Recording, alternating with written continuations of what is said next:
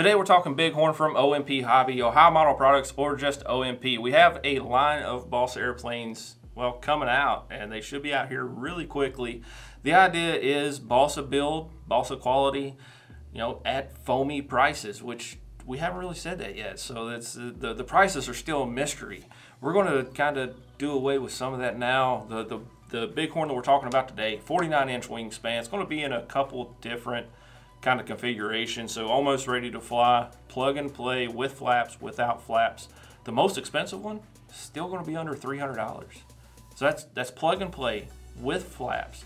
30 minutes roughly to put it together, to go out and fly it, and depending on how everything lines out, it could be considerably under $300. So I'm very excited about that. If you're not following us on social media, definitely do that so you can be the first to know when we release all that information. Speaking of that, if you're not subscribed to the channel, click the subscribe button, get notifications coming in. I'm TJ. We're doing this literally weekly, whether it's tutorial videos, product reviews, release videos like this, all of the fun stuff. So in this video, Donnie came in, he sat down with, well, didn't really sit down with us. We walked around the table and put together a plug and play BigHorn. And we didn't get to fly it, unfortunately, mainly due to it starting raining that day. Hopefully we get to fly it this weekend, and if we do, I'll do a live stream over on Facebook so everybody can see it when we actually throw it up and get it flying. But instead of me rambling and talking about this for 30 minutes, let's get right into it, take a look at the BigHorn, see some flying from our team in China, and then get right on with Donnie. So thanks for watching. Really appreciate you guys. I'm not going to come back at the end of the video. Let's just end it, and then we'll come back on the next one. So check this out.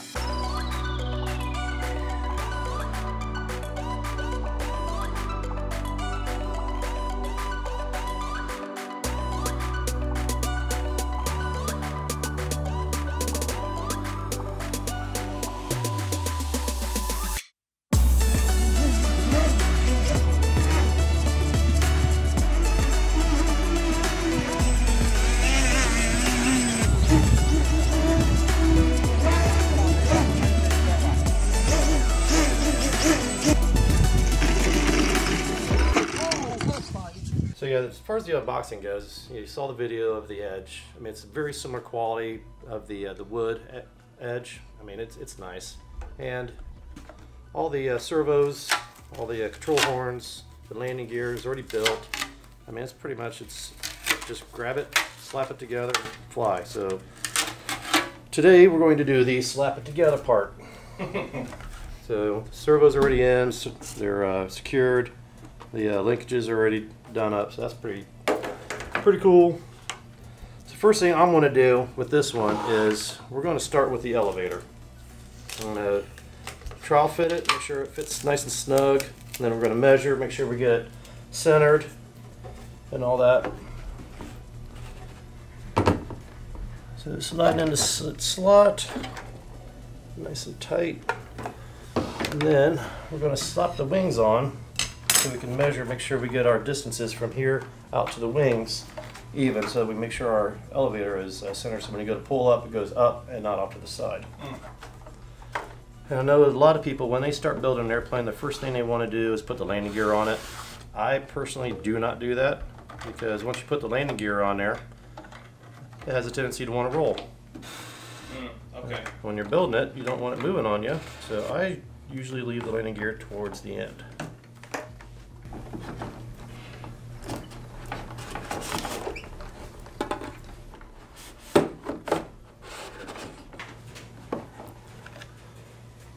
Alright, so now we got the elevator just installed temporarily. So we're going to find a fixed point on the wing on both sides. We're going to use that exact point both times. So I'm going to use the trailing edge of the cap. Then I'm going to use the joint here, because obviously if you use the corner, you're not going to get exact. But if you use the joint right there, you're going to have a consistent point. And I am right at 21 inches. So again, we're going right here on the hinge corner to the end of the, we're at 21, moved, right at 21.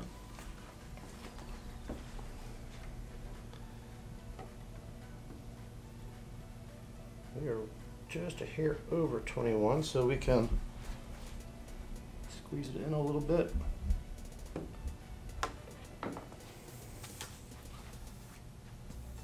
Boom. 521. Now, two ways of securing it is we can go ahead and just fill the gap with thin CA. Okay. And this is a small enough airplane, there's enough of a gap that the CA will actually squeeze in there, plus we can get in behind here and do it. Or the more traditional way is pulling it out, actually putting glue on it and then sliding in like a 30-minute epoxy, or I've been using clear Gorilla Glue lately. I like it. It doesn't expand and foam like the other Gorilla Glue, but it's not quite epoxy, but almost epoxy feel to it. Today we're going to use the thin CA method. So now that we've got it in, it's secure, I'm going to come inside and put my CA right up in there on that side. And I'm going to take the wings off and make it a little easier. You can see down in there pretty well. And then there's our joint. CA over there on the top. Just let it soak down in. And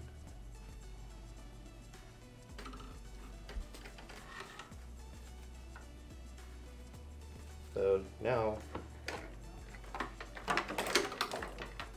that's done. Oh wow. And that's, you'll break it if you try to get it out. Okay. Now we're going to get our rudder installed. So it's got the little screw here on the bottom. We're going to take that out because that actually goes into the steering arm of the tail wheel. And we'll put that back in once we get it glued up. The control horn is installed on the rudder. It's tight.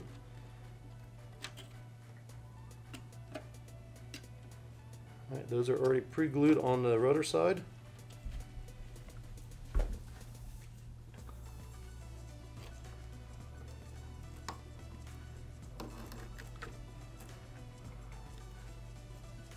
We've got a very little gap up here. So when you put that in, how tight do you make that?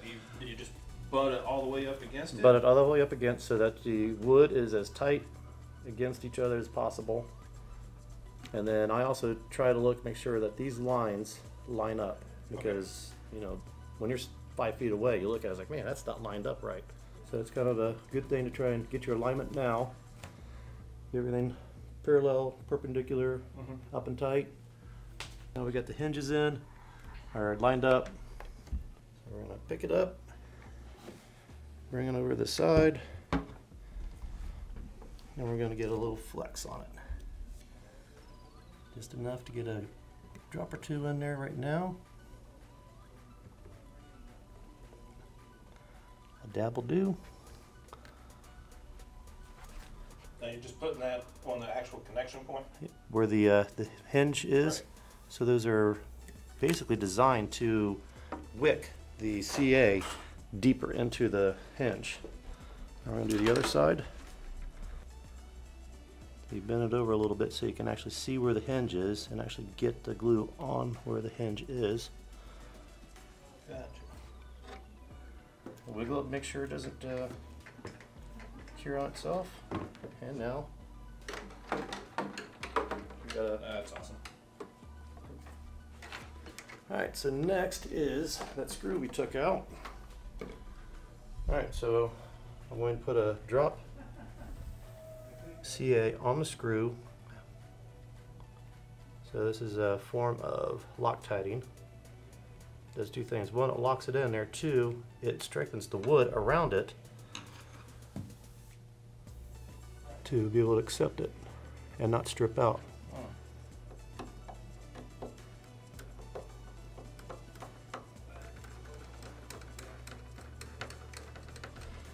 And we're going to go just shy of actually touching. So it has room. Okay, so to wiggle. It acts as a hinge instead of a. So as you can see, the screw is actually moving along the slotted path. So you want to make sure you don't go all the way down and don't make it tight, because then it's going to lock it in place. Exactly. See, you're teaching me stuff. That's scary. Right? So we've got that part done. Let's snap our wing linkages on.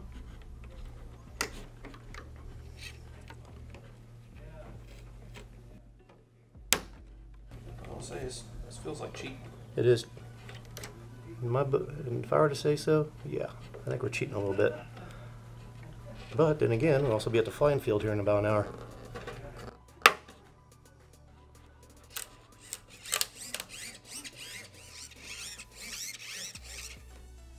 Alright, so now we got that done. Let's go ahead and put the gear on. We're about done. That's insane. Yeah, isn't it? It's like one of the faster videos that's going to be on the channel is going to be a Balsa airplane build. Alright, so 3 screws, 1 landing gear. So one thing that Dale was telling me is that this is not the actual production landing gear. So this is a little thinner than what the actual production airplane is going to be. So I think he said this was 1.5 mil, and the production is going to be 2 mil. And this one, I'm just starting it. I'm not going to run that one down because I need to put Loctite on it. But it started so I can get the other 2 screws. And then here's my Loctite. Just put a dab on the threads. A little bit, do ya?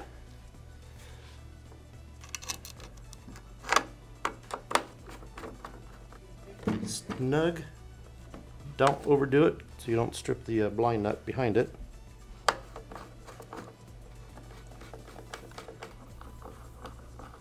We have wheels. And now I gotta have a rolling chassis. Let's open up inside.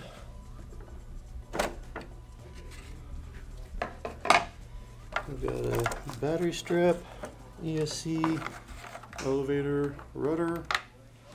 I think I am going to take the cowling off just to double check everything inside. See what it is. See what it is, see how it looks.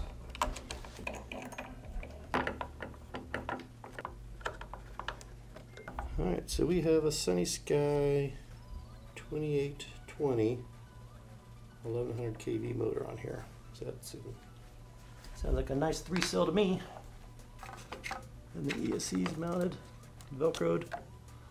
A lemon stabilizer plus 7-channel top pin, diversity antenna. All right, so with 7 channels, do you wire anything in or do you connect everything direct? So everything everything will wire in directly. So you've got 2 for the back, elevator rudders, 1, 2. Then you got 3, 4, 5, 6, throttle being 7. So everything will get its own lead and we'll be able to mix in a whole length aileron with flaps and crow and all those little neat little wing functions. So signal. Now we can do 2 things here to make it easier on us. We can get extensions. We've got those little 3-inch extensions and bring them up into here so that when you take the wing on and off, you don't have to worry about trying to plug it in. Oh, okay. We could do it that way, or we can try and wire them directly in. I personally would like to try and do the little extensions. Yeah, me. So I think we're going to do different color tapes. So the idea is you put a piece of blue tape on the extension, piece of blue tape. Blue on this, blue on this. You know, that one always goes to that one. Gotcha. That color code, make sure you always get the correct wire to the correct servo lead. Okie dokie. Oh, we're ready to go. Do we have a battery?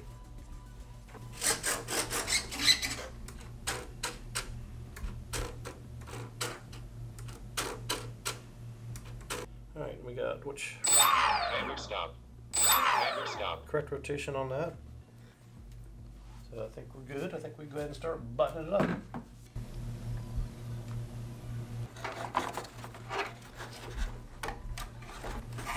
And then we'll get some wire ties and we can clean up the wires a little bit, make it a little nicer. Put all these guys together so that it's just one quick harness. So